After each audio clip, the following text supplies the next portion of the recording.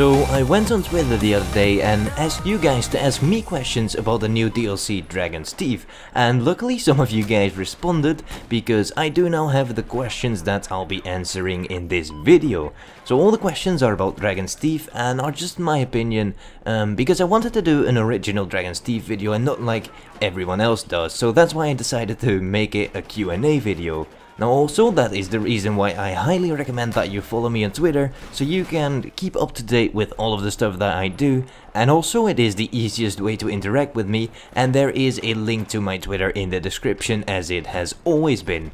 But anyways, let's get started with the first question now, which is from Polar Bear Cats, and he asks, how do you feel about these maps? Go in further detail please. Now Sloffy asks, what is your favorite map? Now I want to combine these two questions in one because it kinda is the same question, so I thought I'd answer them in one go. So first of all, my favorite map of all the maps released in Dragon's Teeth must be Lumpini Garden. Now the reason for that is because it kinda reminds me of the outsides in Metro, and I don't know about you guys, but the outsides in Metro in Rush was always my favorite part about Metro. And whenever I play Lumpini Garden I get that same vibe as I get in Metro, and I just really like that map. Also, the evolution in that map is probably one of the most awesome things I've ever seen in any map in Battlefield 4. But I have to say that there's one downside in this map, and whenever you play Rush in Lumpini Garden, the first base, the first set of MCOMs is really unbalanced. The defending team spawns literally on the objective, so it's really hard for the enemy team to push up, because if you kill someone, they're just gonna spawn right in front of you in the objective. So I think that the defending spawn should be moved back a bit to give the attacking team a fair chance. But other than that, I really enjoy that map. Now how do I generally feel about all of these maps? I must say that I'm pretty positive about all of them, even though I really hate propaganda.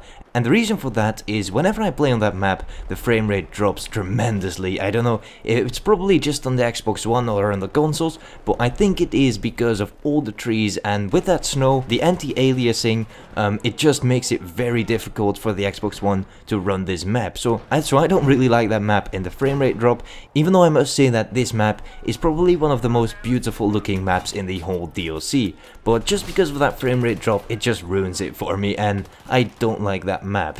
Now the other map, Pearl Market, I must say that I do like the fact that it is infantry focused, but sometimes whenever I play that map I feel like it is just too clustered, and there's so many things laying around in that map that I sometimes feel that it's just too much and that there's just too many things added in that map. But overall I must say that I like playing in that map. Now the last map, Sunken Dragon, I don't know, I think it's kind of a meh map. It doesn't really have something special. I mean, the evolution, it's cool and all, but I don't really think that it adds anything. And I don't really like the aesthetics of the map, so that's probably my least favorite map of all of the DLC. Now the next question comes from Online Ranga, and he asks, what do you think of the new game mode Chainlink? Now first of all, I was kind of skeptical about this new game mode because I didn't really think that it would fit in the Battlefield, but now that I've played it, it's basically just a bigger domination. So I must say that I really enjoy Chainlink, but I don't think that it's gonna last. And just like all the game modes that comes with the DLC, I think that it's gonna die quickly. But overall I think that it's a fun game mode and it definitely offers something different to play. And the next two questions come from Frosty, and he asks, what is your favorite gun so far and what is your worst gun so far?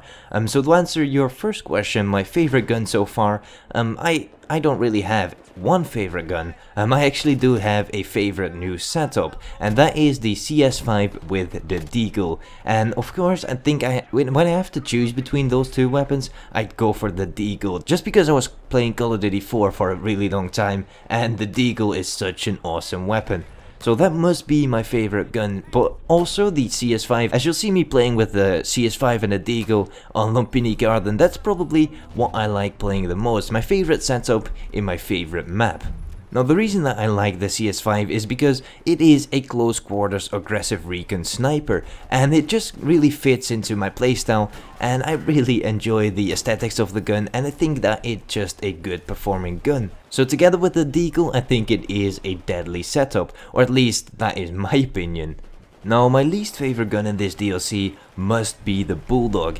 It's a really easy gun to unlock, and it kind of looks like the Scar, or it kind of performs like the Scar. It has not many bullets and a high damage model, but I don't think that it is as good as the Scar H, so I'd rather prefer the Scar H. Also, I don't think that the Bulldog looks cool. It's kind of big and massive in the front, and I just don't really like playing with that gun. Also, the recoil, I'm just not a big fan of this gun. Now, the next question comes from Melonhead, and he asks, do you think there could be any massive Easter eggs in this DLC? Now, looking at the history of DICE and what the Easter eggs they've put into Battlefield 4 so far, yes, I definitely think that could be a massive Easter egg in this DLC, but I'm not gonna look for that. I'll let JackFrags do all the work. Of course, I don't know anything for sure, but from looking at the Twitter feed of JackFrags, he is definitely onto something, and there are definitely clues for an Easter egg.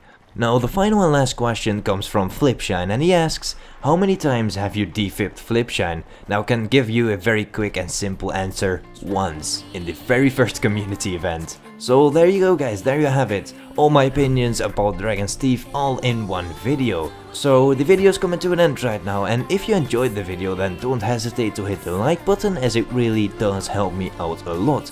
But anyways, this was Hyper, and I thank you all for watching. Taking over.